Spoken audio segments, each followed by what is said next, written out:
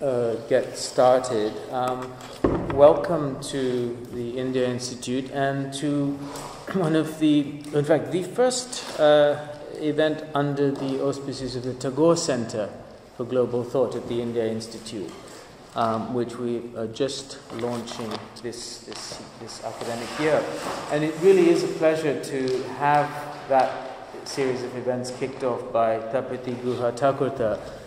Professor Guha-Thakurta is India's leading historian in cultural institutions and also visual culture. She has been writing about the subject for quite some time now, and she is the author of a number of books, which I think people will know.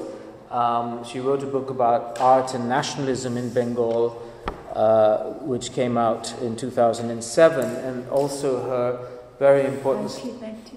Oh, I'm sorry, why does it... Yeah, I thought it was I don't know why I was giving... I'm sorry, this is... that was your PhD belonged to my ancient Yes, past. No, that's right. This was the wrong date. They did a reprint, maybe, I think 2007. Yeah, okay. So it was reprinted 15 years after. It's a truly ancient book. No, I thought that because I knew that was your PhD based on... So anyway, it was reprinted in 2007, but more recently she has done a volume called Monuments, Objects and Histories, which is about collections, institutions, museums, which has been a very important work. And she is also finishing a book on the Durga Puja and its statuary associated with that, that she has been working on. And today she's going to talk about Conceits of the Copy, Traveling Replicas in Colonial and Contemporary India. And will be also drawing on some of the work that will go into her book on the Durga Puja. So without any further delay, I hope it's all going to work properly.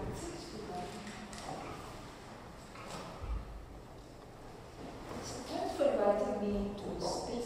And I have no idea I'll be speaking under something as honoris as the Institute for Global Thought, and that to named after Tagore. I of course come from a part of the world where everything is in the name of Tagore. So there is a kind of routineness to many things being made, but this is a new kind of center, and I was just talking to Sunil about the scope of the work. But Sunil asked me to talk. I wanted to talk about something which was not global at all, which was to look at the festival in the city of Kolkata in the present, which is what I'm finishing my book on. But I decided I would stretch it out. So this is a kind of standalone paper which is coming out in a conference volume called New Cultural Histories of India, for which I had written it. And it draws together a number of my interests, one being thinking about the monument and its mobilities and portabilities. So I've been interested in both the idea of the monument, but also the ways in which monuments do travel. So that's where the replica came in, the idea of the replica. And while I kind of lay it out on a larger time frame, I do bring in my work on the Contemporary Festival, where one of its high points is, of course, architectural fabrications, where the entire city is transformed into a kind of heterotopic touring zone, where there are all kinds of emplacements that take place. So, in a way, my paper will lead us to think about that contemporary work, but it will take you through a slightly, or a fairly long ride, so bear with me in these journeys that I'll be taking you on. It's a common refrain, so I'll be reading off the paper. How much time do I have? 45 minutes. So maybe I'll skip on some of the sections. It's a longish paper, but I'll try and take you through most of it. It's a common refrain of our times that we're living in the age of the copy. The notion of the sage stretches backward in time to different nodal points of modernity when new technologies of reproduction invested the duplicate with full powers of substituting the original, and allowed it a mobility that gave it a life in excess of its authorizing source. But it also keeps hurtling towards a present that is connoted by what I call the ungovernability of the copy, in the way it tends to extricate itself from its refuge, subvert its authority, and become a sign only of itself. It is this tendency that I like to mark out as forms of conceits of the copy, where I take the term to connote not just a vanity but also an affectation of style within changing public domains of display and repetition. Originals, we know, have a rightful claim to a sense of arrogance and exclusivity. In what ways, I ask, may the copy take on similar claims and prerogatives? How does it assume a capacity for limitless proliferation, improvisations, and transplantations in different settings? The focus of the paper is on architectural replicas, as I said, and on the kinds of travels they embark on into its colonial and contemporary histories.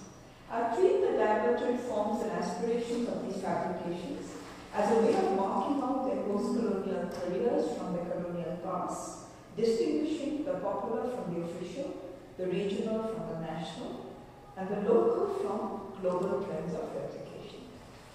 Okay, the first is called The Tale of Two Replicas, which is looking at two contemporary architectural fabrications of two of India's most celebrated archaeological monuments that took place in different parts of the globe and drew sharply contrasting responses from the national media and government. The winter of 2008-9 saw the inauguration in the one case of a model of the Sanchi Stupa in the Henan province of central China, 16 kilometers from the ancient Buddhist monastic site of Loyang. In the other case, I'm dealing with the remake of the Taj Mahal in a projected amusement park complex at Shonargaon, 30 kilometers outside Dhaka in Bangladesh. These images are not very good because they're really clipped off NDTV. It's very hard to get images of the Bangladesh Taj Mahal. While the one replica was held up as a gift and pride of the Indian nation, symbol of official cultural exchange and diplomatic goodwill, the other left the Indian embassy in Bangladesh fuming at both the audacity of the copy and the crassness of the remake. The distinction that has been pointed out is between a markedly official and a flagrantly unofficial construction, between one sanctioned by India's ancient civilizational history and modern scholarly and architectural expertise, which is the Sanchi Stupa, and the other propelled mainly by the needs of popular tourism and mass spectatorship. But let us also consider more closely what authorizes these different orders of replicas in their conceptions and intentions and in their positioning vis-a-vis the Indian originals. If you'd like to come and sit across the buildings here. You can come here, Mrs. City. Okay. Now the building of a full-scale model of the Sanchi Stupa on site at Loya has been a joint project of the Indian and Chinese government. First conceived of during a China visit of Indian Prime Minister Vajpayee in June 2003 and implemented since 2006 under the close supervision of a committee in New Delhi headed by the scholar bureaucrat Dr. Kapila Vatsaya. This new shrine, the official documents emphasize, is not intended to be an exact replica of the Sanchi Stupa. It is the product of a design of a modern architectural firm of New Delhi that had to meet the approval of the committee and was modified by Dr. Vatsaya from a historical and aesthetic perspective. Likewise, the image of the Buddha placed inside the stupa is a similar modern fabrication produced by another Delhi-based professional firm called Icons India. There are many improvisations that have gone into reproducing a slice of India's ancient Buddhist art and religion in distant China. The material that has been used for the building is pink Tholpur stone transported from Rajasthan, a loose approximation of the buff sandstone of the original structure at Sanchi. The workmen assigned to the task were drawn from a pool of skilled personnel from Rajasthan and Orissa who are able to faithfully replicate the architectural designs and carvings of stupa gateways and temple walls in keeping with the steady demand for such current fabrications. The stupa dome, a funerary monument built in the past as a solid brick and stone encasement of the corporeal relics of Buddha and his disciples, is made to accommodate here an interior hall in the style of the Latin form of Buddhist chaityas. And gracing the hall is an example of a Buddha image of the classical Gupta school from the 5th century Buddhist site at Sarnath, postdating by several centuries the original stupa and gateway structures at Sanchi that go back to the 2nd century before the Christian era. where Buddhism exists in its earliest anachronic phase, devoid of any anthropomorphic representations of the Buddha. All these changes may be read as creative licenses which do not deviate from the broad ambit of Indian ancient Buddhist history and do not detract from the overall religious sanctity of this transported monument. As against the original, can we have the lights slightly? Yeah, we can dim them a bit, yes. I need to be able to read those. Is that all right? Yeah, maybe slightly.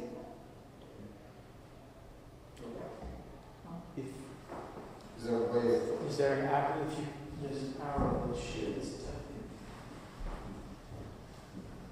Otherwise, this is fine. Okay, no, I can't read them. Is that all right? Yeah, this is fine. Yeah. As against the original stupa structure at Sanchi that had to be salvaged from years of pilferage and spoliation to undergo a laborious reassembly. So this is a very early photograph of 1882. It's a Dingdaya photograph of the great stupa being restored. And so we have this laborious reassemblage and conservation a century ago under the Director General of Indian Archaeology, John Marshall, and this is the restored site under Marshall. The lower remake stands unabashedly cold and new, strategically erected at the site of the now extinct Varanasi White Horse Temple, the oldest Buddhist monastery in Chinese soil, dating back to the 1st century of the Common Era, where the legend goes that 2 Indian Buddhist monks arrived on white horses carrying the sacred text. The Loyang Stupa is intended to commemorate the coming of Buddhism from India to China, and its coldness is also offset by the neighboring ruins of Buddhist grottos and decapitated rock-hewn Buddhas of Loyang. Can you see the decapitations here? And made to contrast, I quote the report here, this other sad history of the past ravage and neglect of China's own archaeological treasures, both in the hands of Western cave raiders and cultural revolutionaries. In an internationally showcased and transformed China, India's Sanchi Stupa came to take its place amidst a cluster of replica monasteries from all over East and Southeast Asia, as we see a Thai monastery here, in its mission of developing Loyang into a new center of world Buddhist pilgrimage. Were there similar compulsions at work in training for Bangladesh in the name of Islam, India's most iconic Mughal monument? On the contrary, the prime concerns here were those of popular tourism and entertainment. A film producer and director, Ahsanullah Moni, had as his model the Ramoji Rao film city that he had seen in Hyderabad, when he acquired 5 acres of land to build a mega amusement park at Shonargaon outside Dhaka, and decided to transplant at the heart of the spa India's most famous monument to love, one that he visited several times at Agra since 1980. In a world where the Taj Mahal is available for all to own as image and copy, Ahsanullah's daring lay in building a near life-size permanent structure to rival the original, to provide all ordinary Bangladeshis, and this is his words, who cannot afford a trip to India with their own Taj Mahal. It is instructive to see how the making of this monumental replica narrates its case on a double register of earnestness and excess. So Ahsanullah claims to have spent 28 years closely studying the Taj before he began constructing this replica in 2004. Most crucial to his credentials of his Taj Mahal is the sheer extravagance of funds and material invested in it, involving a staggering sum of 200 crore Bangladeshi takas. It has been built with marble tiles and granite imported from Italy, with 350 pounds of bronze used for its dome, and 172 diamonds brought in from Belgium to stud the dome and minarets and make them glitter in the light. Interestingly, while one group of Chinese workers assisted in the on-site stone cladding work for the Loyang Stupa, another group supplied the decorated tiles for Bangladesh's Taj Mahal. We know the Chinese labor now supplies material for fabrications all over the world. Materials and scripts from all over the globe have been freely assimilated to make this a true product of its time, a copy that can boast of replicating the original, even as every physical aspect of its production pushes it further and further away from the master structure.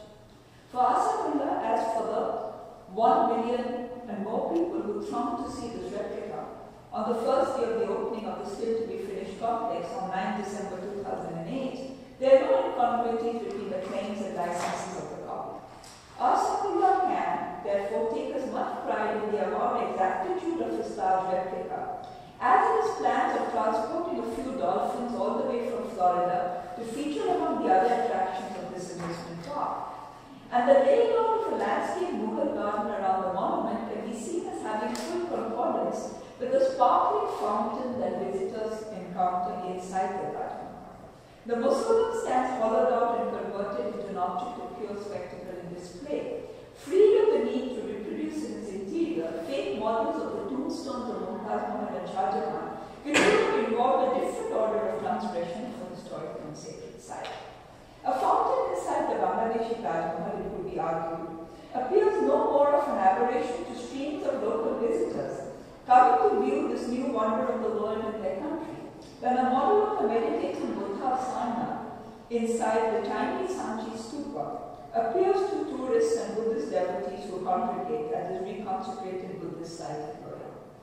Yet, from the point of view of the Indian state, the official sanction of one replica pointedly set it apart from the purported illegitimacy of the other. What is it about the Taj Mahal copy that has caused such Indian national displeasure and indignation? The answer can be found in the way this replica audaciously bypasses the authority of the nation and unapologetically exceeds the norms and boundaries of duplication. But such an answer itself leaves wide open the question of who decides the permissibility of the copy, who adjudicates on its authenticity, and what governs its rights and limits.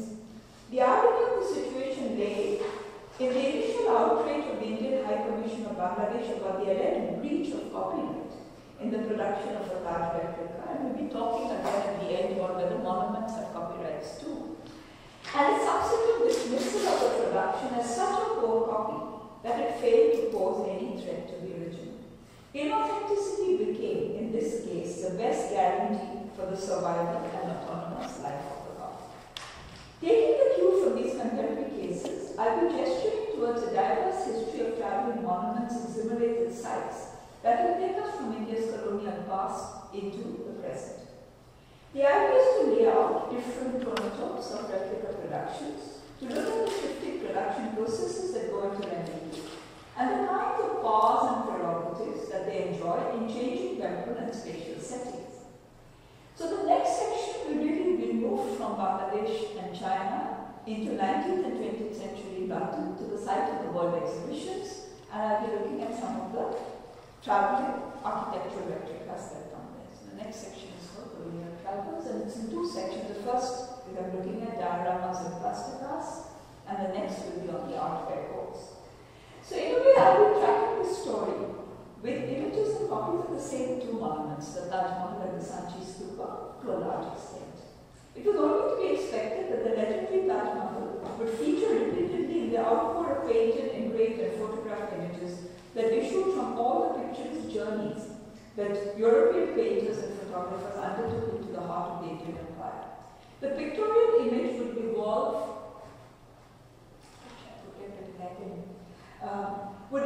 out of a tight grid of intercitations. Thus we see a visit of the Taj Mahal flanked by its minarets and the adjacent mosque, seen from above boats and boatsmen on the Jamuna, moving from apposite engravings of the late 18th and early 19th century as we see here, into the earliest photograph of the monument, taken around 1860 by the traveling war photographer Philip Tiviet. In the decade that preceded the photograph, we find the sublime and picturesque effects of the scenic image also being carried over into the new technology of the moving diorama in an amphitheatre in London.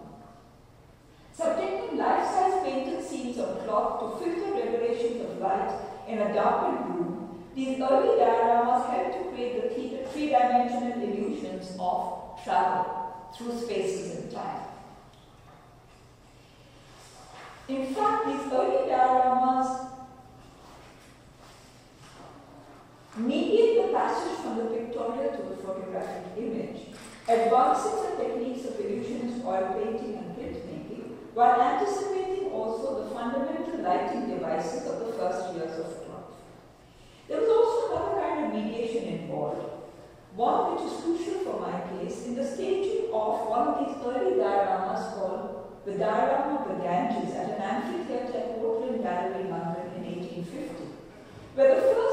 opened with a panorama of the city of Calcutta and a trip southwards to Orissa, to the town of Juggernaut, Puri. And the second part presented a journey from the sacred city of Benares upstream to northern India to end with a grand view of the Taj Mahal in Agra. So this is the printed booklet that comes out of the diagram. The production had grown out of the detailed sketches of India's ancient monuments made by James Ferguson, the pioneering surveyor and scholar of Indian architecture, during his early travels in India at the end of the 1830s.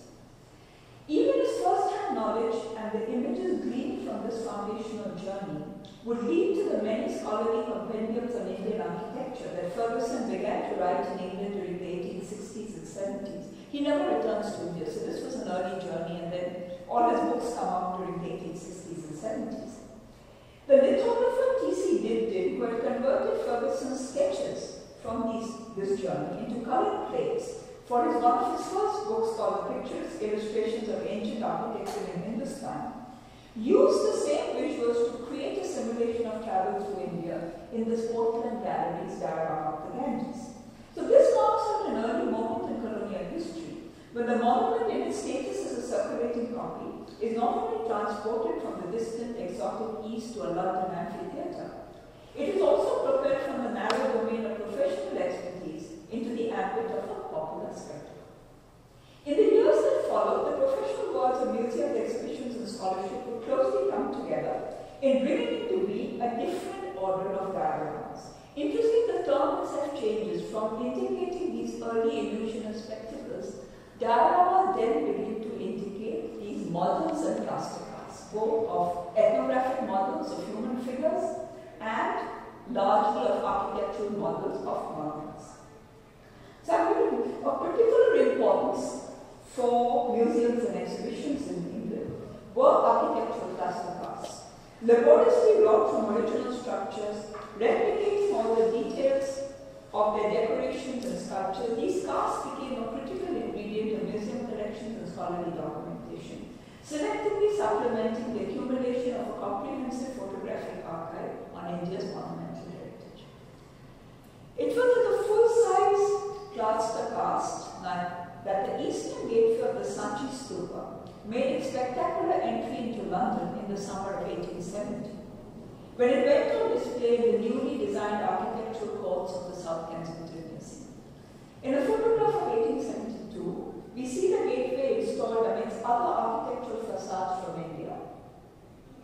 So we have the Devani Khas building of Fatehpur Sikri. But this was one of the most spectacular casts, the Sanchi one.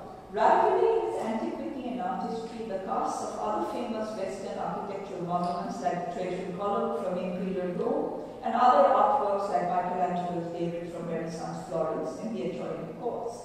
The formation of these grand architectural courts at South Kensington, and this has been widely written about, had been facilitated by Pan-European Imperial Monarchical Convention signed during the Paris International Exhibition of 1867, in which 15 reigning princes agreed to promote the reproduction through plaster casts and photographs, art and architectural works from all over the world for museums in Europe. The colony in India offered, of course, the greatest wealth of ancient artistic traditions for the elucidation of the West, with the Sanchi gateway now proclaiming as much the antiquity of that tradition, as well as the magnitude of the empire that had taken charge of its discovery and dissemination. This replica, however, had to wade its way out of a more scandalous history of imperial aggrandizement.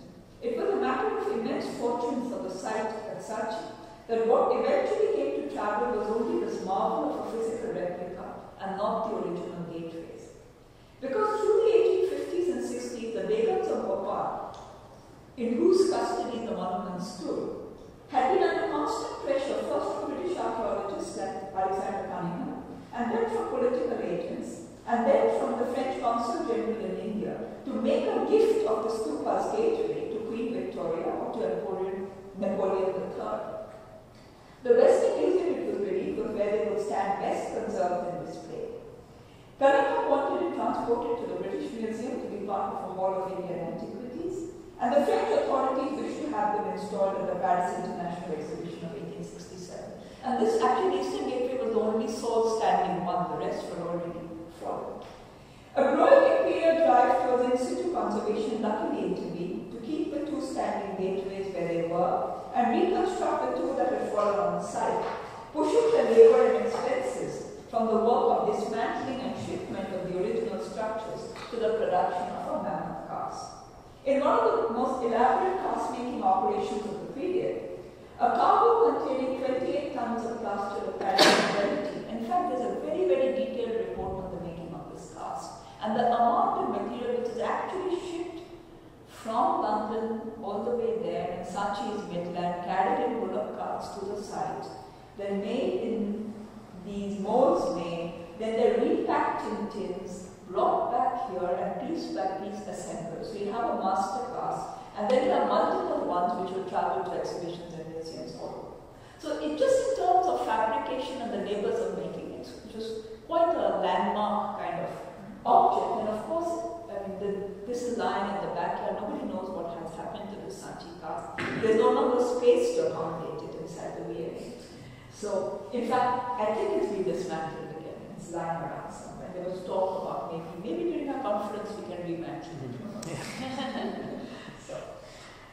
So it was so this is how master, and from the master replica, as I said, the first further copies of the Sachi Gateway were molded at the South Kensington Museum for exhibitions in Paris, Berlin, and other parts of Europe.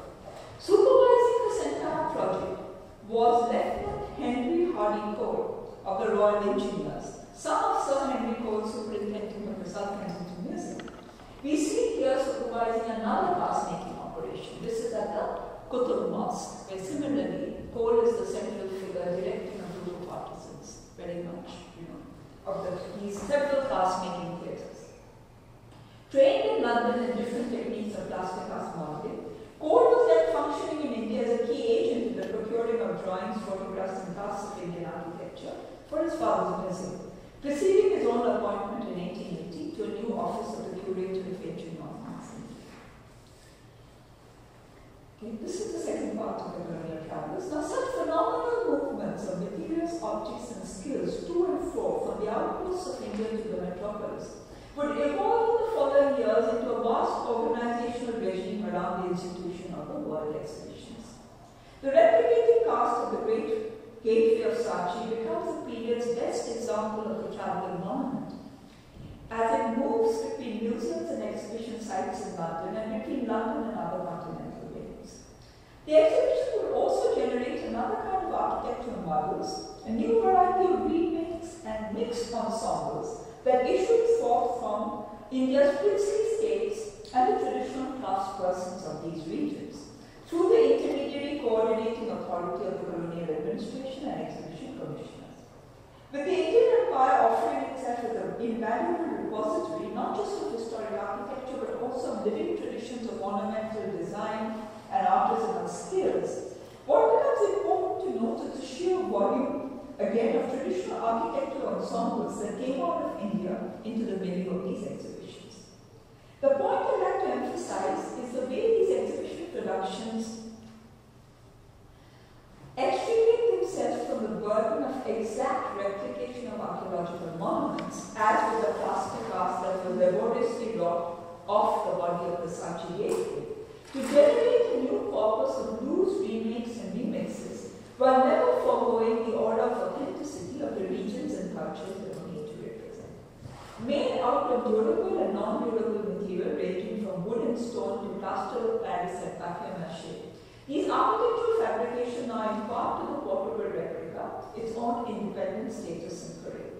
To illustrate this point, I'd like to briefly refer to this one example, which Deborah Swallow writes about, which is the Gwalior Gateway that came up under the patronage of the Maharaja Sindhya, not, as was clearly stated, as a copy of any single structure, but an eclectic piece of work designed by Major J.B. Keith, Curator of Monuments in Central India, where he put to work, I quote, 2,000 starving artisans skilled in the old Gwalior art of stone carving, blending various architectural designs from the porticos and pillared balconies of the Gwalior fort. So it's a constructed ensemble.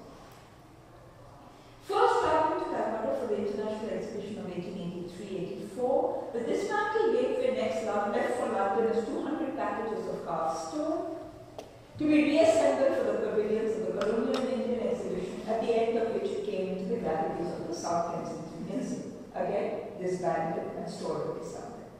If gateways from India were most readily in demand with the commissioners of these imperial exhibitions, so was another variety of exhibition productions. These were called ornamental screens that would replace and enclose the artware coats of different regions. So this is an image downloaded from the net, anyway, it's slightly unclear. Each of these ornamental screens were produced from the region itself as the authentic work of its local stone and wood carvers under the munificence of native pigment and the defining grid of European design and construction guidance. And each could again take the liberty of many free blends and amalgamations. To represent the main architectural styles, decorative designs, and craftsmanship of a region was the order of the day. So, show an example of a Central Indian court from the Capital International Exhibition to just give an example of the kind of mixed assemblages of the arts and crafts of the region within which these screens will be inserted. So, here you have a carved stone screen from Gwalior, along with a Mauryan pillar from Sanchi, which you see, a spread of furniture, textiles, ornamental bric-a-brac, frame paintings, and photographs of the region's architecture, and even a human exhibit of a livery attendant. Now, I want to cite the instance of another artware court at the Colonial and Indian exhibition in London in 1886. That was of the northwestern provinces of Oud. I don't have an image, but the ornamental screen reproduced in separate parts samples of 19th century Lucknowi Nawabi architecture, copies of the Mughal buildings of Fatehpur Sikri and Agra, and most importantly, inserted within these as its main attraction, a pair of original marble arches that were transported here from the Agra fort. Discovered as buried objects in the course of an excavation at the Agra fort, these restored arches stood here as archaeological treasures of the highest work. But more important, the exhibition catalogue talks about them as presenting a unique and faithful illustration of the architectural character of the celebrated Taj Mahal. In fact, they were seen to be so intimately linked to the Taj that they may be accepted, I quote, as fragments of the mausoleum itself. Such strategic impersonations were at the heart of modernity's new worlds of illusions and spectacles. What was at stake was less the task of exact duplication, more that of illustration and representation. So in rounding off the section on colonial travels, I'll use again the never-fading appeal of the legendary Taj Mahal to jump forward from 8 artware courts of the Colonial Indian exhibition of 1886 to the Indian pavilion of the Wembley exhibition, the late Empire exhibition of 1924. Supposedly a Taj Mahal lookalike, the extravagance of the Indian pavilion was in keeping with India's long acclaimed status as the greatest of imperial dependencies. The Indian pavilions at these exhibitions had always thrived in any case as part bazaars and part displays of India's art, manufactures, architecture and ethnography. So this is a bazaar in the courtyard of the Colonial Indian exhibition. And Wembley, the interior of this pavilion, of which we see a photograph, housed the biggest of bazaars on the model of Chandni Chowk of Old Delhi, selling the best of goods and merchandise from all over India, with the bazaar leading to a sit-down restaurant and a theatre of performing jugglers, acrobats and snake charms. And it was fully in keeping with the spirit of Orientalist fantasy that the exterior structures set off against the lake was transformed at night through flood lighting into a veritable, I quote, fairy palace of rural India. Now, while in the press and popular parlance, the Indian pavilion was constantly invoked as a replica of the Taj, the writers of exhibition catalogues in Cairo tried hard to dispel the ghost, I quote, of the Wembley Taj Mahal, while actually, interestingly, the catalogue really again replicates the image of the Taj. But writers say the style of architecture chosen for this pavilion was broadly and loosely Mughal, while the dome and minarets carried a bit of resemblance with the Taj Mahal. There was a mix of features and designs here, he emphasized, that were drawn from various other Mughal buildings. What he also emphasized was that this composite Mughal ensemble, again a bad image, just to give you a sense of it under construction, was a product not of the being brought across for the earlier exhibitions, but at the architectural firm of Messrs. White, Along and Company of London. So very much just like a modern architectural firm can make a Sanchi Stupa, by the 1930s a modern architectural firm could make a replica of the Taj Mahal or something, ensemble of Mughal architecture. It was a sign of the time that such an effective blend of Mughal styles no longer required the authenticating touch of Indian master builders and Indian architectural authorities, and that such expertise could now be locally generated by a modern building firm in London without deviating from the history and tradition it sought to represent.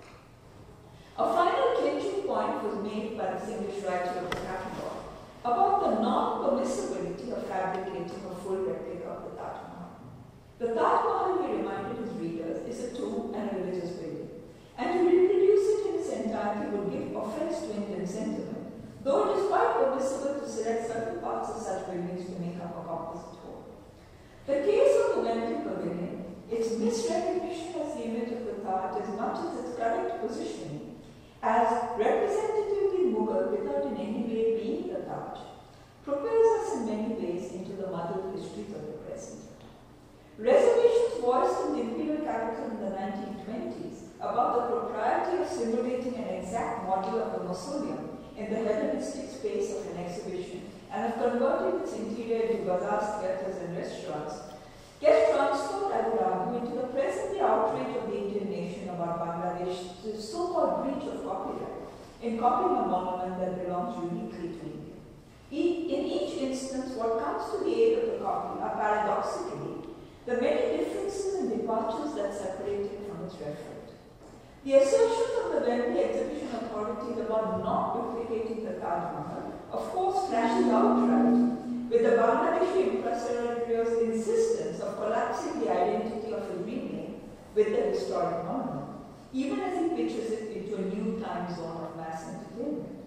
But what we can pull out as common to both cases is a concession, grudging or otherwise, that one nation's monuments can be reassembled and rehashed in other distant locales, that these fabrications can be assembled at will through local and international mobilization of materials and skills, and that these transplants can take on a life in radical substitution of the original.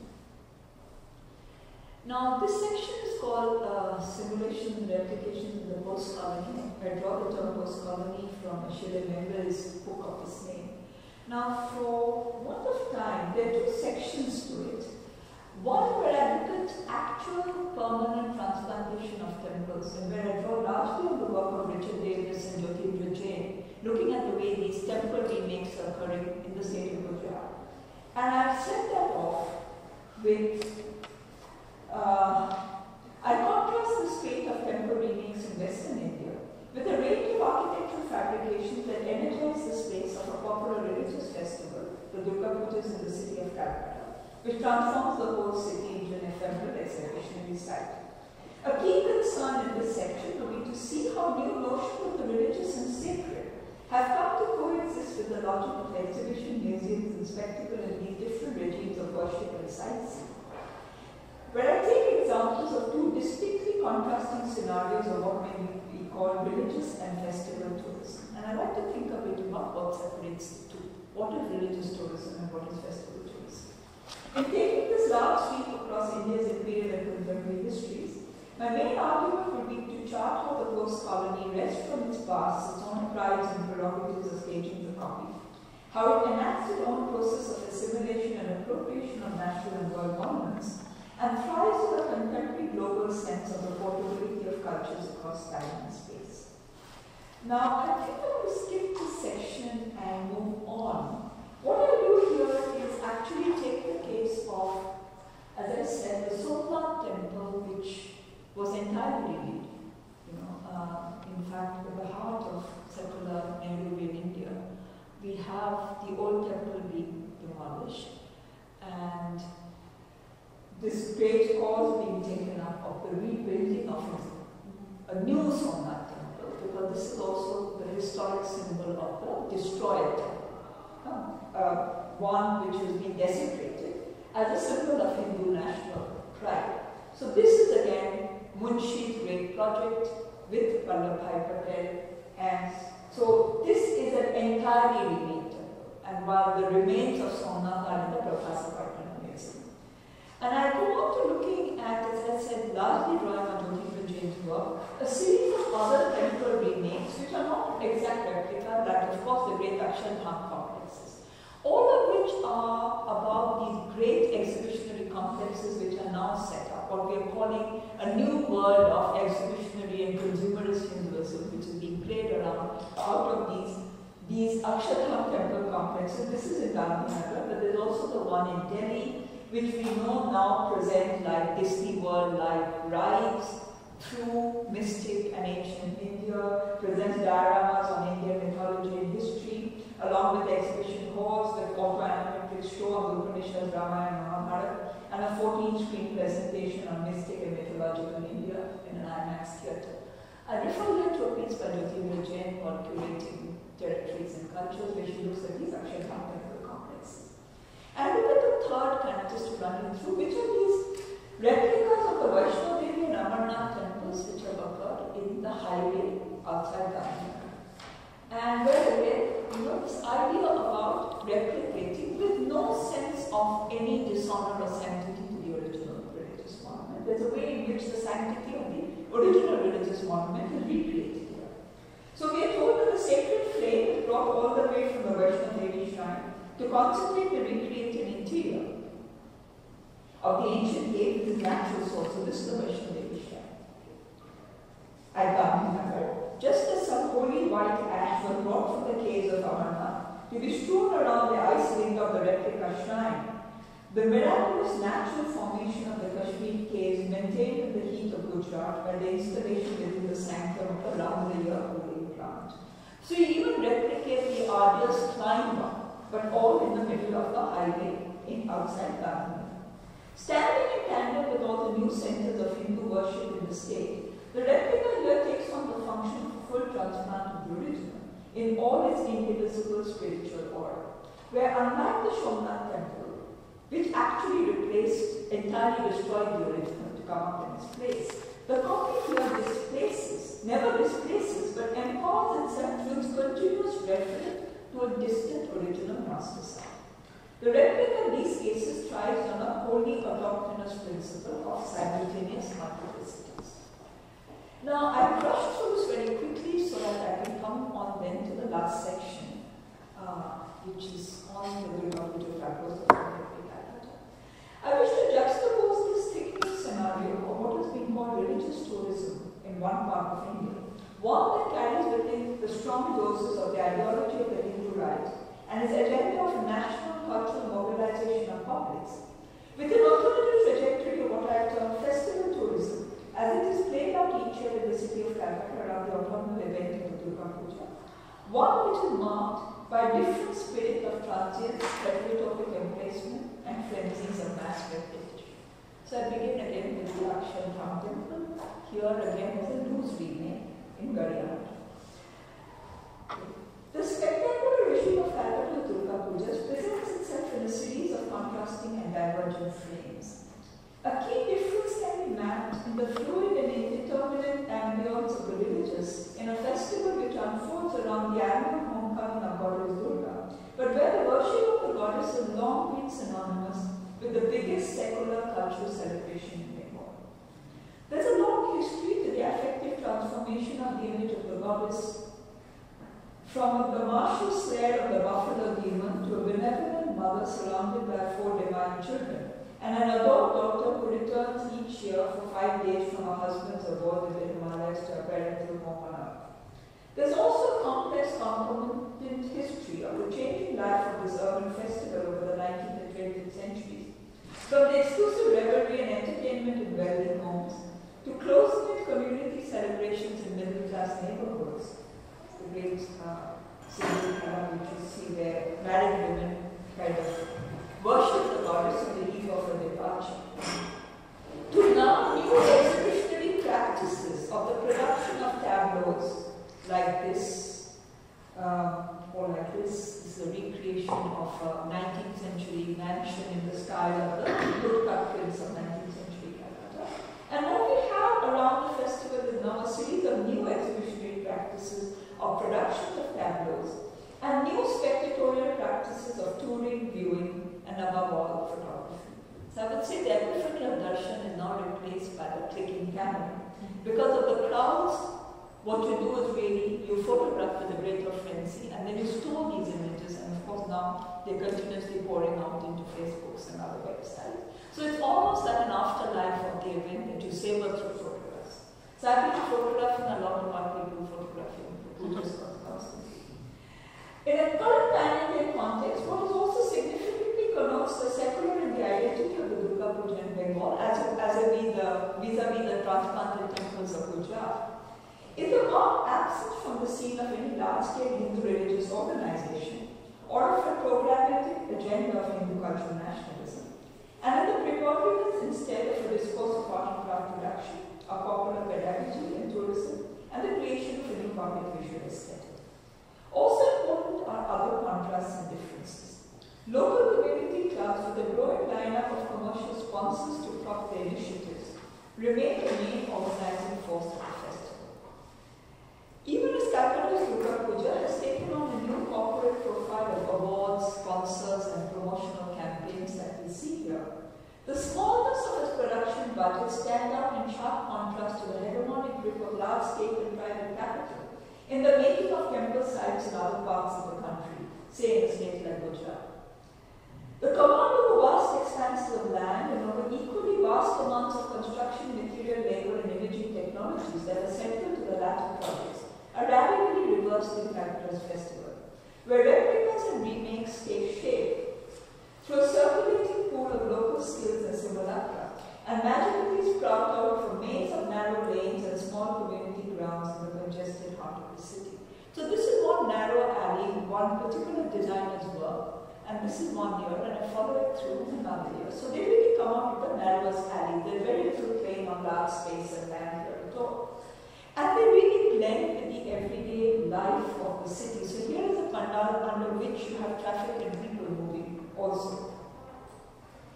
The logic of massive permanent temple ensembles are set off here by the constitutively different logic of these temporary tableaus and the way in which they convert lived urban spaces into liminal zones of worship and spectacle. This in turn creates its own intense frenzy of mass tourism and spectatorship, a phenomenal movement of crowds across the circuit of the city through the days and nights of the event, sustained by the knowledge that these spectacles will disappear in no time, and that these illusionary spaces will revert all too soon to their everyday uses.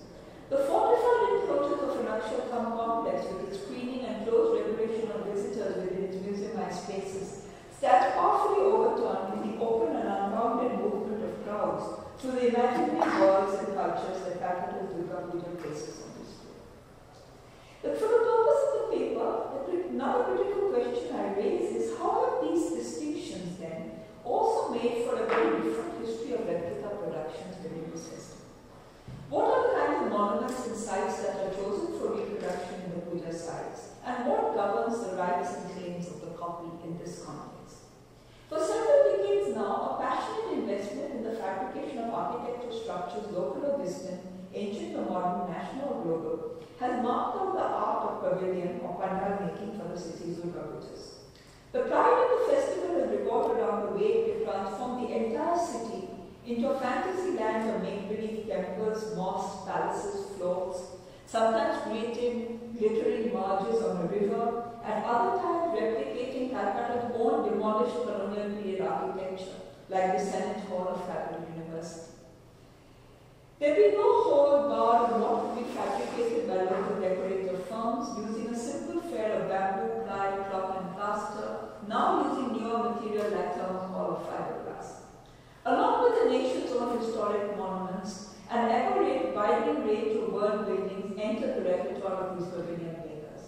The Vithala Temple of Hampi of the Vijayanagar Kingdom, alongside the Opera House of Paris, a Tibetan Buddhist pagoda side by side with the supposedly Egyptian Sphinx. Typical of this festival fair has been the looseness of these remakes and the heterogeneity of the mix of structures that can vie for attention in these overgrown urban sites. And a defining feature of such spectacle has been an unfettered local license to copy, reassemble and reinvent whatever monument or site that catches the fancy of organizing clubs, producers, and publics.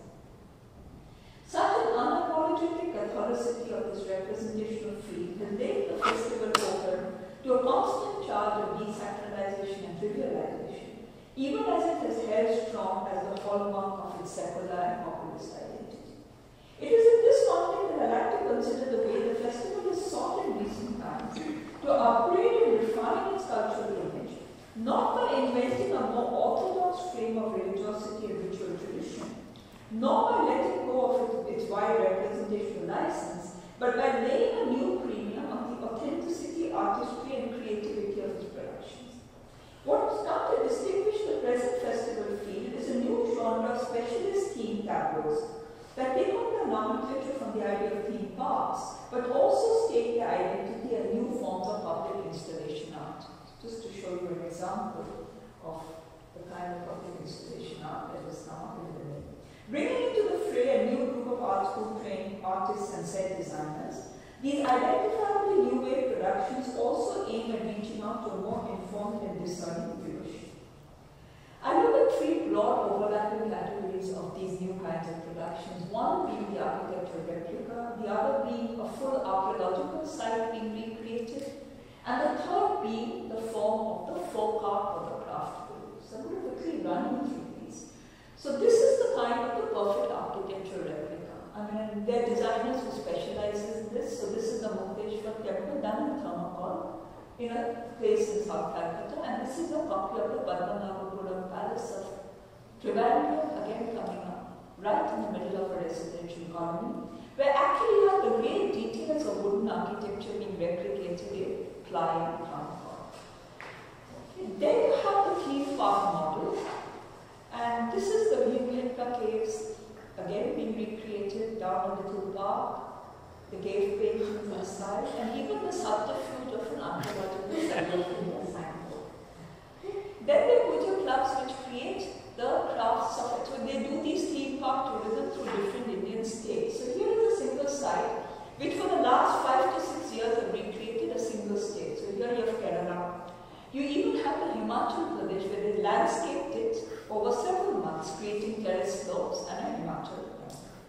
The third variety I talk about is the perfect folk art village. So here you have the real and gold artists. The artists were brought to work on site, and you have a group of designers who set up these pavilions, who got them to work. So several of these, what we will call the folklorization of urban India, is represented by these craft and folk art vendors. And you also have now the perfected image of a folk art goddess in the style of a bastard sculpture, made in clay but given the look of a bastard metal sculpture. So this is where, as I said, upholding the cause of preservation and salvage of these endangered rural art forms of India, and cashing in on the new taste for ethnic chic, these village pavilions of the Durga Puja provide the most resonant example of the folklorization of urban India. What holds together this entire fold, which I've quickly taken you through, of productions, is a common premium on preparatory site visits, field research and scholarship, and faithfulness to the original sites, cultures, or craft traditions that are being reproduced. Equally crucial to the whole conglomerate is a bid for public pedagogy, as I said, a mission for educating the masses and reorienting their taste for history, art, and anthropology. As the festival in Calcutta lays out these more specialized routes of art, craft, and archaeological tours, there is each year a mini India to be toured free in the span of a week in the space of a single city, along with more exotic journeys to far-flung parts of the globe. I'd like to, in this last section, offer an example of a few such world tours to show how a deepening claim not just on the national space, but on transnational sites and cultures continues to animate the circle of local festivity, boosting its newfound artistic self-image.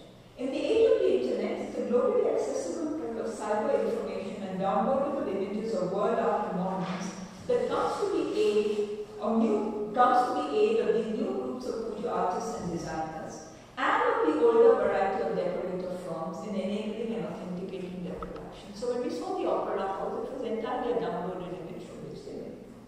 An important point to underline here is the undiminished local elan that spill over from the fabrication of Indian craft and craft villages and temples into African villages like this. Yes, so I'm going to take you through just a few. So in one season, we suddenly had Africa and African tribal art was becoming the rage of that festival season. So we saw this remake of a Ghana village with decorated mud huts at the club in Behala. And as explained in the concept note, the designer drew on the model of one particular village of Sirigu in Ghana and its traditional wall decorations executed by pure peasant women of the region, highlighting the aesthetics that elevated the true poverty of village life. In another instance, in another puja site the same year, a more veteran designer in the field created his own amalgam of many traditions of African art: wooden masks, bamboo panels, totem poles, and painted cloth canopies, and blended these with a tribal art Durga group that he personally designed, giving the clay image the appearance of old bronze with a greenish patina. Like an artwork, the production was given a title that translates as The Wonder of Primitivism, to emphasize the family genealogy between the art of different primitive races of the world and the indebtedness of modern man to the legacy of primitivism. While the look of the tableau was distinctly African, it drew on a local pool of craftsmen from Assam and West Dinajpur in North Bengal to work on bamboo panels and wooden carvings with designs that harmonized with those of African art. In their repeated mobilization of traditional artisanal practices under guidance of new professional expertise, these Durga Puja productions in Calcutta can be seen to curiously be playing out the history of the colonial exhibitions and their forms of the assemblages of Indian architectural design and industrial arts. They can also be seen as pushing this history into a new post-ethnic phase of cosmopolitan encounters and cultural flows. The term post-ethnic is something Hans Belting uses to talk about how today you can manufacture ethnicity and native production wherever you need to. If the display of the architectural and design wealth of India at the Colonial exhibition had required the laborious import of expertise and labor, materials and objects all the way from the colony, the staging of world cultures in the Durga Puja festival can non-trivially dispense with the need for such authentic inputs of persons and products from the original sites. Thus, for instance, in keeping with the new primitivist aesthetic sweeping through the festival, a group of artists decided in 2007, in a small, very humble Calcutta locality, to profile the art of the ancient Inca civilization in their pujas. Using the internet as their main resource on Inca art, these artists produced their own relief carvings of Inca motifs on soft stone slabs and drafted on Peruvian textile designs with fresco panels they painted on other carvings. And as with all these tableaus, they ensured that the design and costume of Goddess Durga was in concordance with her Inca art surroundings. That this production won the most coveted Puja award of the season and made it to the top of the year's popularity charts confirmed its appeal both for art connoisseurs and the touring crowds. Now come to the conclusion, which actually this article is about to be published, and the publisher did not like this conclusion being there, so I called it insolence and affront. Now, as these examples amply bear out, here is a local exhibitionary setting where there are few who question the appropriateness of African painted hutments or Inca stone reliefs as the setting for the worship of Durga, and even fewer who question the proprieties of such simulations. This field of production, as I've argued, has thrived on an unbounded, unregulated local prerogative of copying and fabrication. So it came as a kind of bolt out of the blue, where perhaps for the first time in the present history of the festival, the charges of copyright violation suddenly descended on another star Puja production of the season of 2007. On this towering remake of the Hogwarts castle of the Harry Potter stories that was put up in a large park by the Puja club of the locality and the decorative firm they commission every year for their fantasy. I round off the story of the Durga Puja displays with the case of this fabricated fictional castle, because it most powerfully encapsulates the spirit of post-colonial appropriation of the cultural property of the West and the kind of defenses that have been garnered to its cause. For the local decorative firm, which has come over the years to specialize in giant tableaus of international blockbuster films, always on the same site. So they made a model of the capsized Titanic on the year of the film, and of the Colonial Space Shuttle on the year of its crash, 2003. The choice of the Harry Potter castle in 2007 came as a natural extension of the style of work this standard decorative firm has come to be known of. The achievement of the semi-professional work team lies in its self-initiation into the elite cultures of a globalized Indian middle class, fed on a diet of Titanic and Harry Potter adventures. So the Candle Baker never read Harry Potter stories, but he was forced to see the film to get this name. But he developed these skills in converting images gleaned from the internet into a massive three-dimensional architectural structure. While the vast castle with the mock Hogwarts Express chugging in took shape in plaster and plywood over 3 months in the open bar, figures of Harry and his cast of characters were fabricated in an image-making workshop alongside the clay idols of Durga. What angered the distant Western authorities, the agents of the author J.K. Rowling and the film company Warner Brothers, was less the grossness of these fair-ground remakes, but the alleged breach of the intellectual copyright of the material. That such a local production in faraway Calcutta could even attract the attention of the international powers that be was a sign, of course, of the kind of publicity and global circulation of this festival in present times. A few weeks into the completion of the tableau, Penguin India, the national representatives of Rowling and Warner Brothers, filed a case against this Puja production in Delhi High Court, bringing on the court order that either the structure be removed or that the organizers pay a fine of 2 million rupees for the violation of copyright, an amount that far exceeded the cost of its making. The critical twist in the story comes in the way the local copy proudly survived this onslaught of national and international legal regimes of copyright. In the way this legal suit brought it an even greater publicity in the festival, and a wave of sympathy across groups who were convinced about the utter unfairness of these charges. An eventual last-minute reprieve came for this Puja remake on the grounds of it being a purely non-profit and temporary construction that was not within the purview of the authorized theme and publicity event for Harry Potter fans sponsored worldwide by the agents of Rowling and Warner Brothers. Added point was also made in a support campaign that such a local production could take the appeal of Harry Potter into wider, unexplored, and probably more exciting avenues than could ever be imagined by the corporate managers of Warner Brothers and their likes. The note ended with a salute to piracy. It became all about the victory of the copy and the celebration of its ability to overturn or elude the powers of international cooperation. In the context of this paper, the spirit triumph of the Harry Potter castle in the Calcutta Durga Puja site can also be seen to bear out the full force of post-colonial claims and Conceits, the attempt the lives of replicas across different local, pan-Indian and transnational sites. The many histories that this paper has schematically charted underline not just the radical shifts in production processes and authenticating agencies in the making of replicas, but also the changing registers on which these wrest their autonomies from the originals they simulate and validate their presence as copies.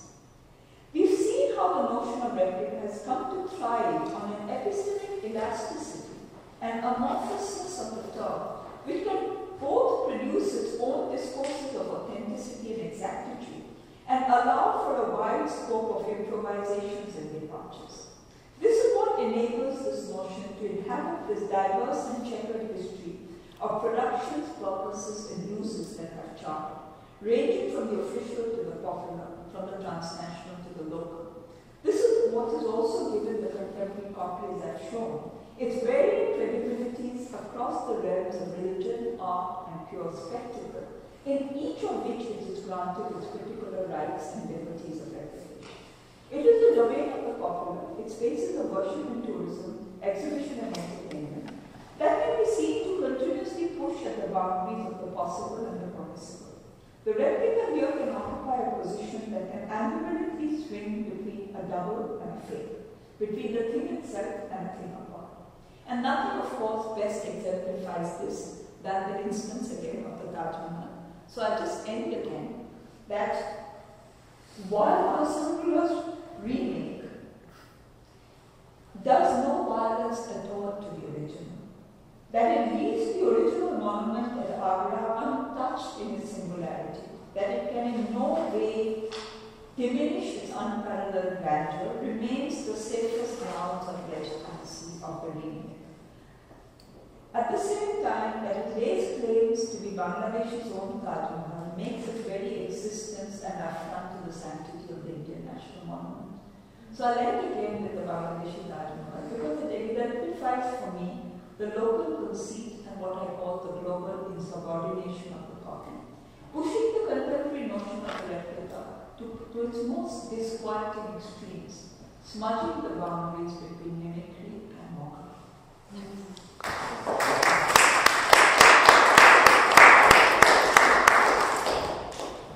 Thank you very much. Not at all. It didn't feel like that at all. It was wonderfully argued and illustrated talk. Thank you so much. Yeah, would you like to come to that? Yeah. Well, that's open for discussion and questions. So, who would like to? It was intended more to entertain, I suppose, than to provoke deep thought. Well, it's done all of that, both of those, and more. It raises some very, very interesting thoughts and questions. Who would like to start off? I had a question. Thank you. That was marvellous. I had a question about size and miniaturisation, because presumably the Bangladeshi Taj Mahal is not the same size exactly as the original Taj. So, I mean, but it's not miniaturized either. No. I mean, there's an attempt. I haven't visited the Sonargaon one, so as I said, the entire so my work is as inauthentic as the copies. I've not visited either the Loyang one, but I've talked at great length to the architectural firm which did the remake.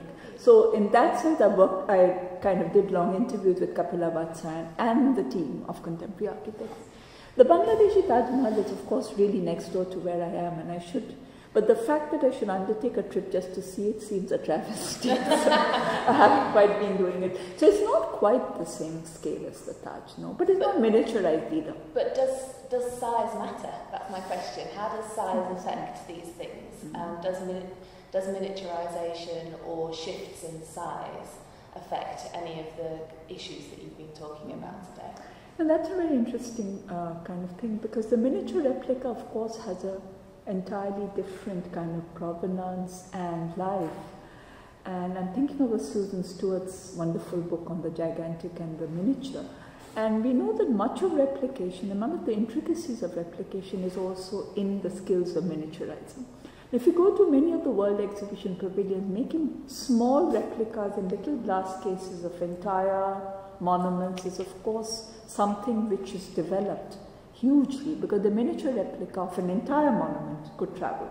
So if you visit the Bhaudaji Lad Museum in Bombay, for instance, there's this beautiful replica of the Meenakshi Madurai temple, of mosques, I forget, and they're made of marble, and they're made of kind of and they recreate the inlaid work. So while that is one form, I've been concerned here, particularly in this paper, with, of course, the life-size replica, because much of the labors of those travels were about recreating these almost inhabitable spaces. So in the form in which I've treated them, size has mattered. Right? So in a way, whether it's the Gujarat, you recreate the Vaishno Devi in the Amarnath, it is about even recreating the climb. So somewhere, keeping scale, size, monumentality. So I've been interested in how far replicas recreate the sense of the monumental. So here, and we know that in the last section, where I'm looking at these fabrications, while they happen in narrow alleys and little parks, where you have to cut size to fit the space you need, the idea is to transform the entire space. So I'm thinking of replicas as something you can literally walk into and kind of visit. Right. So the miniature replica, you're right, is also an art form in its own right, and it is being done. So when the dioramas came up, a lot of them were very small and intricately made ones. Mm-hmm. But in the ones I'm looking at, and I'm interested therefore in the plaster casts which were meant to be of the monument in its full height. So they were actually taken off the body of the monument, very much like, say, the initial wax models are taken off. I mean, Madame Tussauds wax models are taken off, the heads rolling off the guillotine. So they're almost like death masks. So there's something also about being taken off the body of the original. So that had a lot of it, that you took the mold straight out of the body of the original and it traveled. So much of that early aura, but the fact that you could later make gateways on, so the gateways and the artware coats that are being made are of course done in large scale. They're meant to fill entire pavilions. They're meant to create that architectural space. Good, thank you. Nishant,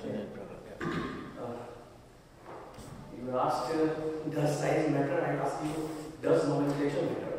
Does who? Nomenclature. Yeah, because, for example, why was Taj Mahal being replicated, or why was Sanchi Stupa being replicated? And, for example, in Sonata, if he was trying to create an amusement park, even if he could not try to, copy the Taj Mahal, that would look a nice structure in itself. So, does not the comparison begin when you actually start naming it, trying to compare in that sense? It would have existed independent of it. Sure.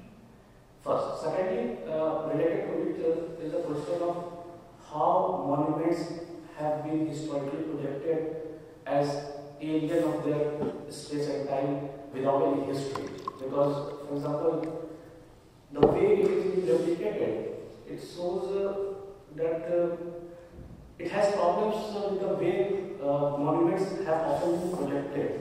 Because what becomes important for Taj Mahal then is the beauty of the Taj Mahal and not its history or the context in which it was created. And similarly, the whole idea of creating replicas of Amarnath or Vaishno Devi. I know the number of Gujaratis going to Vaishno Devi is ever increasing. It's not coming down even after the creation of the replica. But how does it affect the very idea of history, the making of the replicas?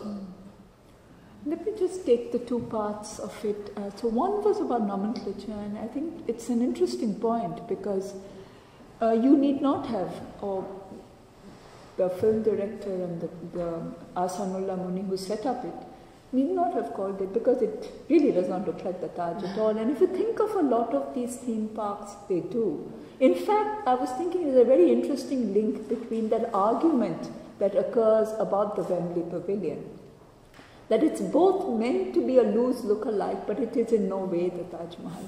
And why, and it's an interesting point that in the late empire, this debate that is going on about the permissibility, about is it correct even, and the idea that the Taj is being considered a religious monument, right?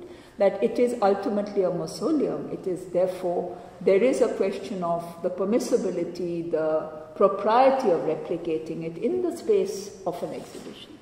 Now you're right, what is at stake? So even the Loyang could have just been called a stupa.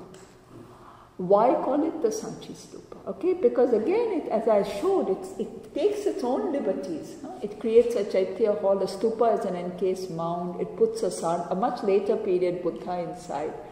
So yes, but why was it called the Sanchi Stupa?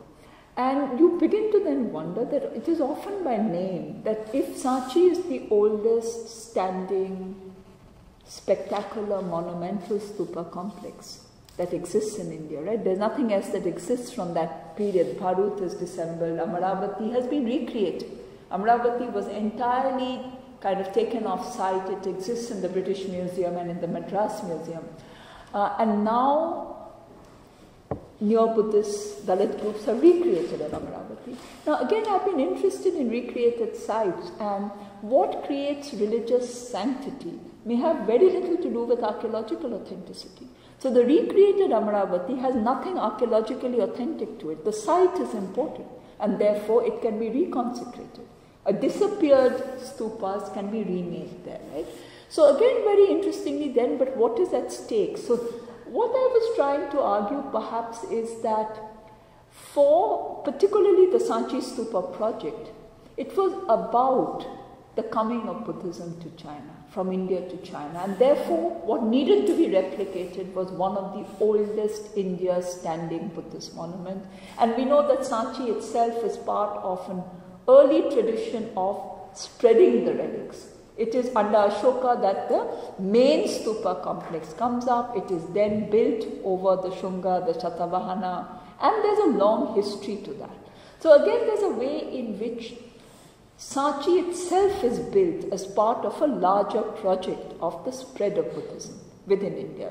The Buddhist Sangha is very important to that early history.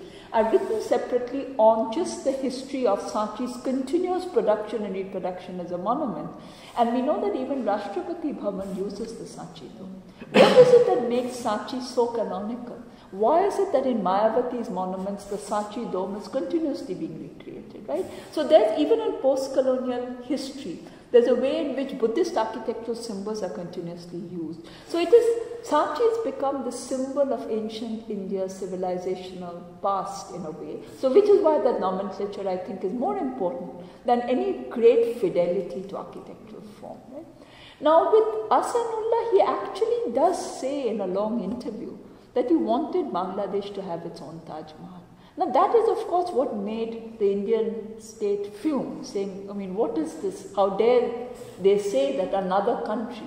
But yet you know that in America they recreated the Taj Mahal. You can recreate the Taj Mahal in casinos anywhere, right? There is, I mean, monuments cannot carry copyright, especially in the ways in which you can today recreate them.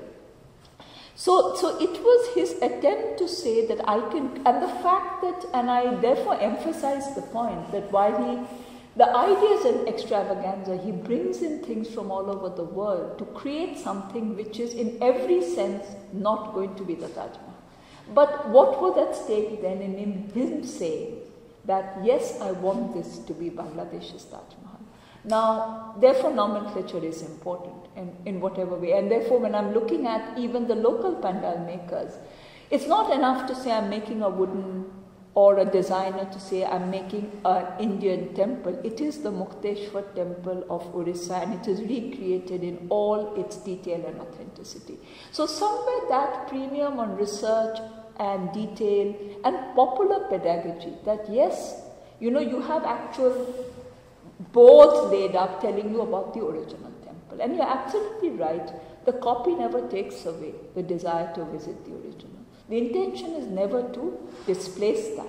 And if you're right, if Gujaratis today visit the real Vaishno Devi, it is, the Vaishno Devi is not meant to therefore supplant. In a way, Somnath temple actually entirely defaced the historic, the unused, abolished temple. So there's an interesting way in which you're right that monuments, when they're replicated, are entirely taken out of their history and context.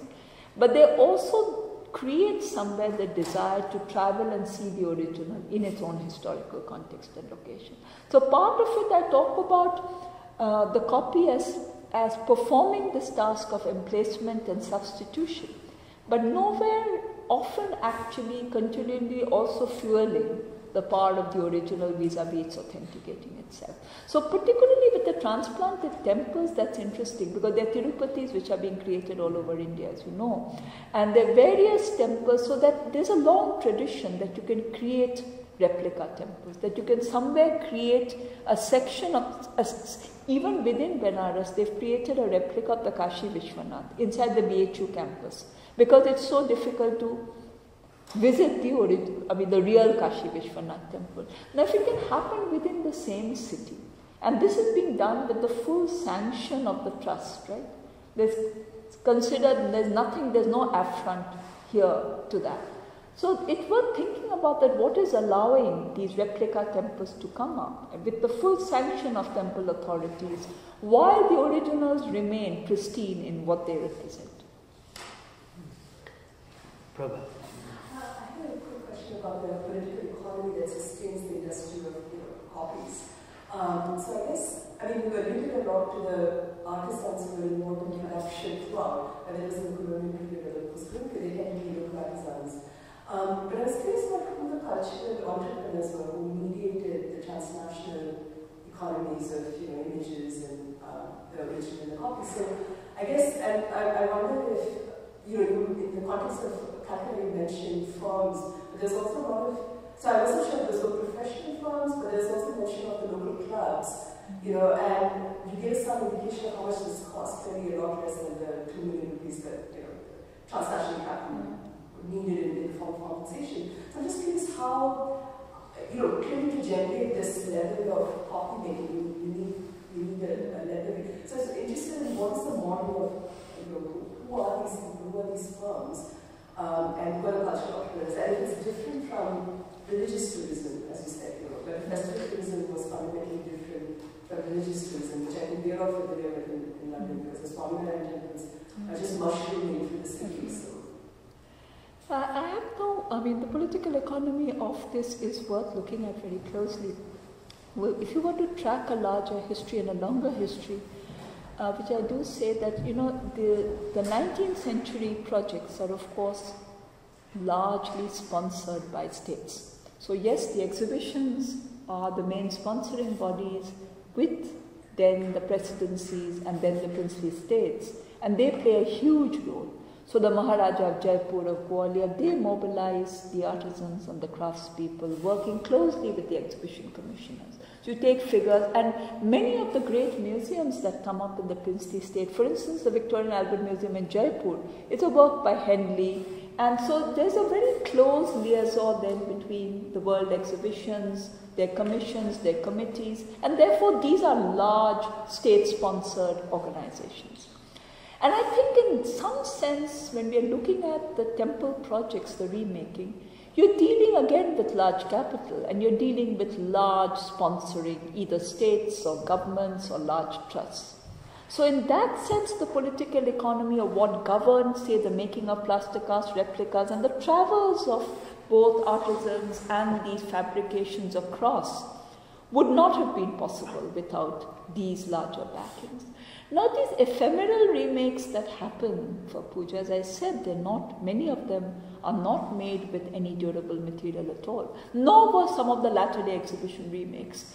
Now the sponsorship in puja clubs, the sponsorships are important, but they wouldn't sponsor a remake, so the sponsorship would go into an overall packaging. So yes, if you're looking at it, I've been following the puja economies over a 10-year period, roughly from about 2003 to now. The budgets for standard production would have gone off from, say, a 5 to 6 lakhs to now maybe 20-25, which is a mid-budget, to about 40-45, which is a high-budget production. Okay, so if a Harry Potter castle in 2007 would have had a 15 lakh budget, now it would probably have a 30-35 lakh budget. But this is small, right? A Ganpati in Bombay, the bigger Ganpati productions would have things ranging again of the same scale, but the biggest Ganpatis would have crores of money coming in. So what I'm saying is corporate sponsorship is big, because even to raise the 25 lakhs or 30 does not happen through public subscription. It only happens through advertising and publicity. So if you're looking at a standard rate, and Calcutta has 5,000 and more of such these pavilions through Greater Calcutta, whose budgets range from about 5 or 6 lakhs to now maybe 40-45. And none of it comes out of public subscription. It cannot. So that is where corporate publicity is coming. But that political economy of governing a single replica, so there isn't one single large coordinating organization here. So you do have, each and every club are relying on corporate sponsors for awards, for competitions. But if you're looking at prizes, prize money are at the level of 50,000 to a lakh. It's not very much. So you wonder, what is this huge rush for? A standard designer earns maybe 6 to 7 lakhs doing a Durga Puja. And if you think of what contemporary Indian art sells for, it's nothing.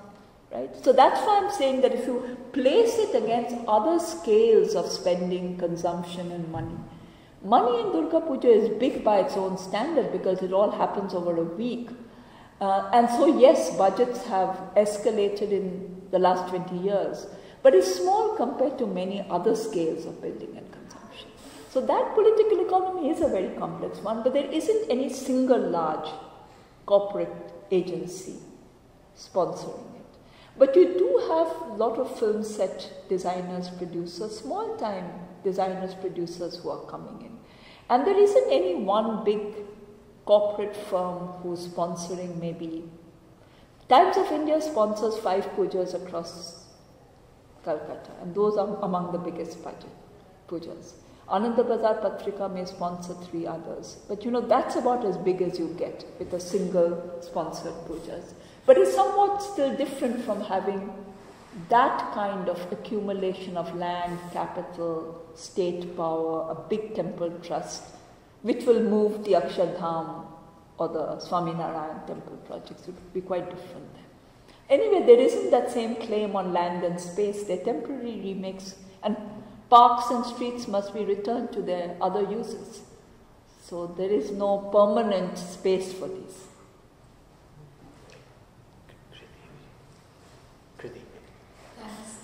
Thanks for that very rich paper. Lots to think about. I probably have many questions to ask, but I'll stick to one for the moment. I want to ask a little bit for clarification on religion and in your work. Religion? Yes, I couldn't quite understand how you equated Durga Puja as a secular festival. Especially when you're also referring to worship going on inside the stars. And so that's just one small question mark. But the larger question is actually about whether you can call a shrine a monument. And a shrine and a monument are 2 different kinds of things. And when you contrasted, I think throughout the paper there's a contrast between religious monuments and so-called secular monuments. And I was wondering whether there is something in that you perhaps could say a bit more about. So I was actually thinking that it's not. I was wondering whether it's actually a copy or a replica of a shrine, rather than a repetition of divinity that takes place when you move a flame from one temple to recreate into another, not replication, but not duplication, but repetition. It's the same thing in that logic of the theological logic. That actually, that's why whether the temple is inside your house is the same flame as a flame in the temple in the city, or as in the biggest shrine in the caves up in the mountains. So I'm not sure whether these are replicas in the sense of the Taj Mahal being recreated in Sri Lanka is a question. Because if it's so those Amarnath caves on the highway in Gujarat, I'm not sure how they are Hindu national, or they happen in that context, or whether that's an elaboration on the nationalism, or rather this is an older practice of repeating divinity in the landscape that happens across India. And so therefore I think the comparison between Taj Mahal in Sri Lanka and Taj Mahal there in the original Taj Mahal, there's a slightly different order of replication. Yeah. There are a number of questions there. I'm not sure that I could take them all on. Let me just take on the name of the secular, which I realize there are problems in inserting them in the context of a festival which is ultimately religious at its core, and even in its whole history of becoming spectacle and entertainment, the element of worship has never gone. Now, that is a larger problem I'm trying to, let me say, grapple with, not sure very effectively, in ways in which I would mark out this space. Now, secular seems somewhere an inadequate nomenclature for it, partly because the term itself comes loaded with a series of things. If I here used it more loosely, as I said, it was partly to set it off against another kind of order. So if you ask me then, yes, let me first take then the first 2 monuments with which I began. One which I'm saying is driven both by needs of creating a new center of world Buddhist pilgrimage, and by the concerns of history and civilization. So, say the architectural firm that is recreating the Sanchi Stupa is not really concerned with reproducing the sanctity of the original in a new site.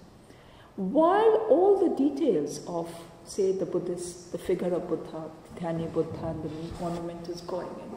So it's a wide open question that do we name it religious or do we name it secular, or what do we call that project of the building of the Sanchi, and what functions will it play?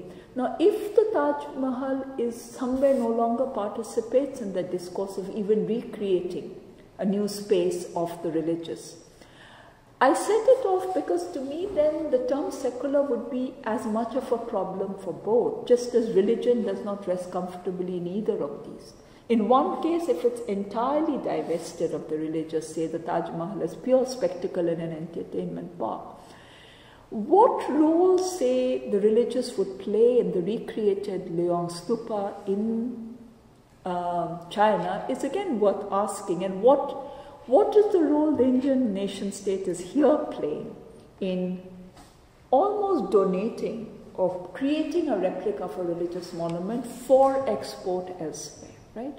So, I mean, these are questions I'm asking. Now, for the puja, I've been working very closely with the domain of devotion and affect, and ways in which what is exhibitionary, or what is the space of pure exhibition, touring, photography, and spectatorship, also carries at its core the devotional and the affective, which is of course played around the worship and around a series of rituals which have never been entirely replaced.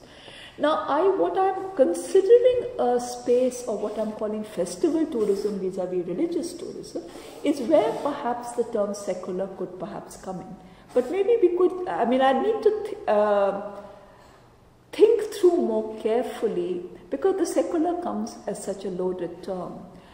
And I used it here partly to contrast it against the kind of more programmatic agenda of the Hindu right in the ways in which a lot of these temple building projects have taken apart.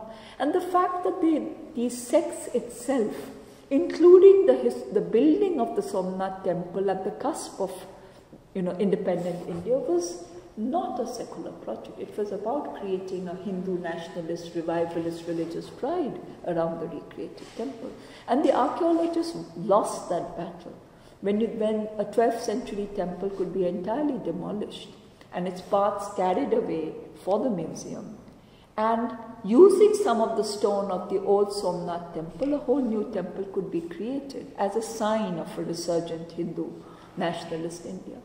That somewhere I am contrasting a set of projects along with the making of Vaishno Devi, the Tirupatis, the Amarnaths, the whole project of creating replica temples, which partly has, yes, large bodies, temple trusts involved, but also states involved in it.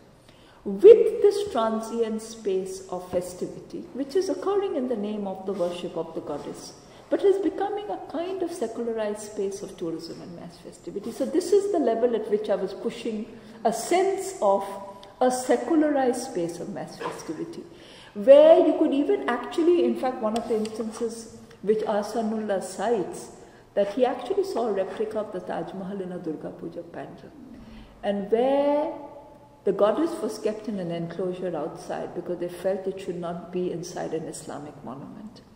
And he said, if it could be recreated in the space of a Hindu religious festival, why could I not recreate it? What stopped me from recreating it as in a space of what he called a theme park there?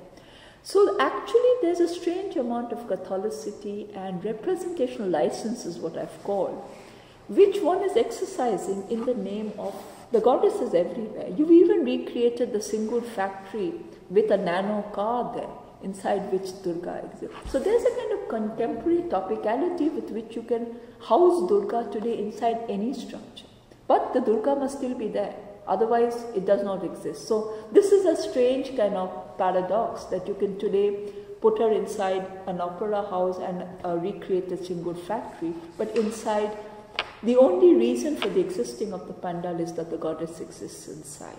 So it's a strange anomaly, right? So There is a goddess inside, but you can also recreate all of these things. And there's no perceived travesty seen within the range of the festival, right? There's no, given how the politics of censorship and the politics of taking and feeling offended, if you know which is taken over, at so many levels, you do something and immediately a community in film, in novels, in art, we know that the politics of both taking and making offense is a huge one. Why is it that it has not affected this festival? I've often asked that question. Well, you could also pose a counter question, if I might, is that why didn't it upset the so-called sensitive types that Akshardhams are actually travesty? They're what someone has called Disney divinity, you know, so it's the same kind of resilience or indifference or whatever you might want to call it that is I guess expressed for puja pandals as probably from a different constituency towards the crassness or the Disney divinity of Akshardhams. So that's why I said the question is about I'll leave it to others, I'm sure the I'm not sure I worked it out fully myself. Let's take your question and then yeah.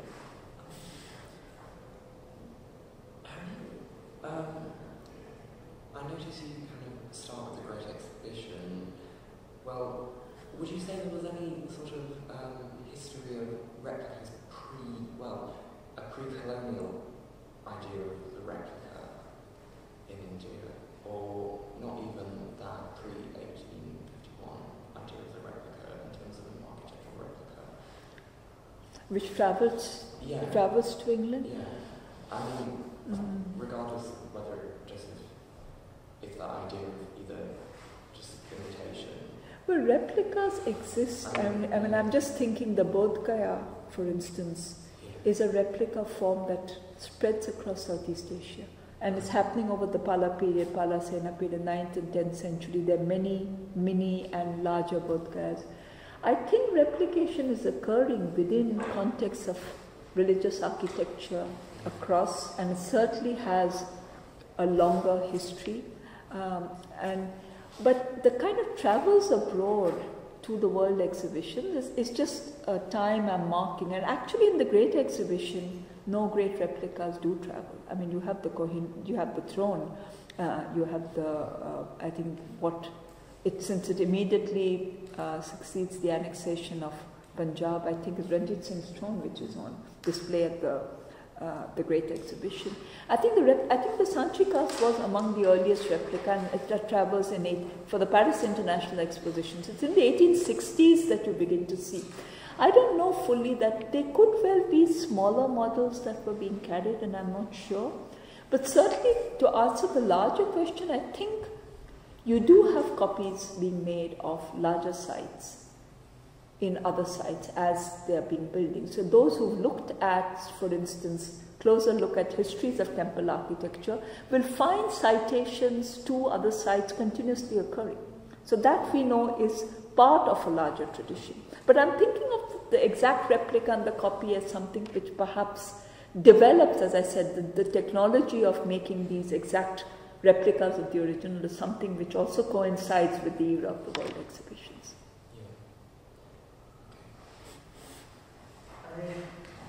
Actually, I just have a quick point for Dr. Kapila.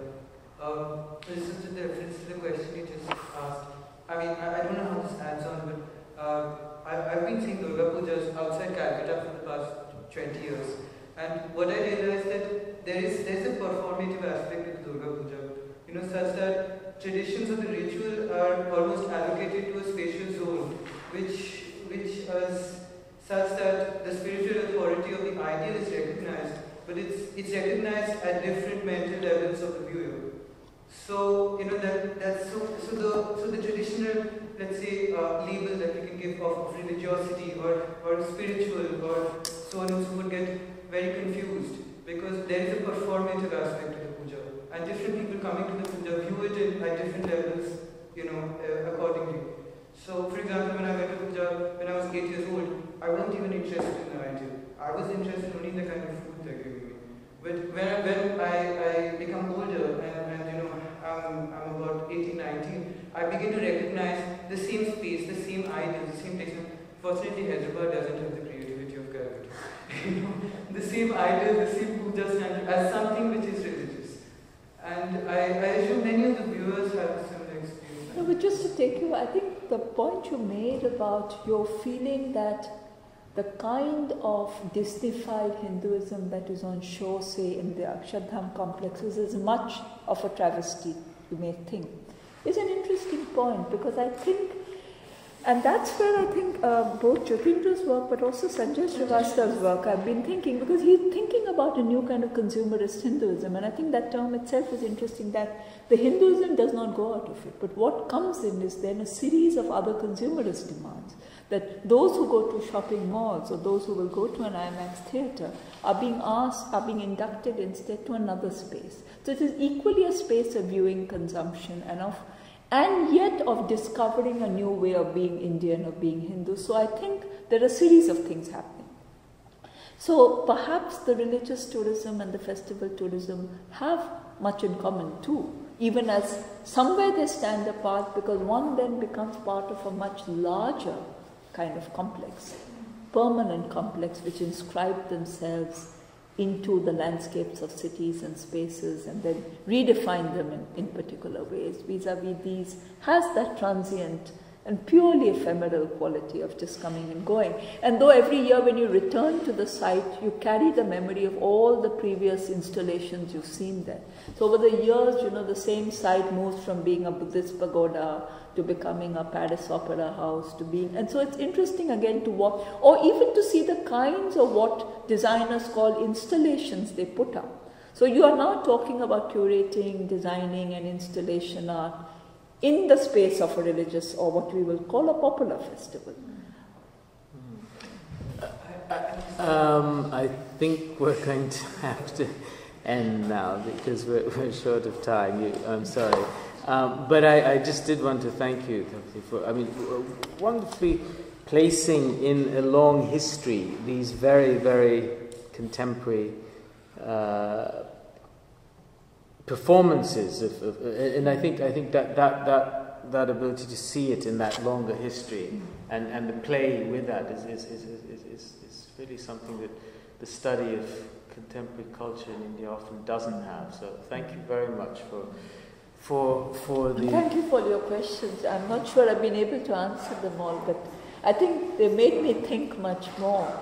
I realize, one is treading these very ambivalent areas because none of these are things which I think we've thought through seriously enough, because we either dismiss them as trivia or as things which belong to that domain of the popular, or things which many of us are reluctant to work with because we're embarrassed by a lot of either the excesses, if it's Akshardham temple complex or anything else stands for. And I was trying, and I must be completely frank in saying that I myself have been trying to break with my own sense of clearly the over-the-top and the excessive quality of a lot of what I am working with. And to take it seriously, to take it as seriously as both the producers and the people who throng these spaces. And they do them with, and so there's a kind of both intensity that goes into the production and the intensity of spectatorship. And I've been trying, therefore, to work with both of them, because the amount of work that goes into what will ultimately be on view for no more than a week and then will be destroyed and recycled as goods is worth thinking about. And equally, that intensity of the spectatorial interest and affect that goes in. So I'm not sure that I've come to terms with any of them fully, but so thank you for all your questions. Mm-hmm.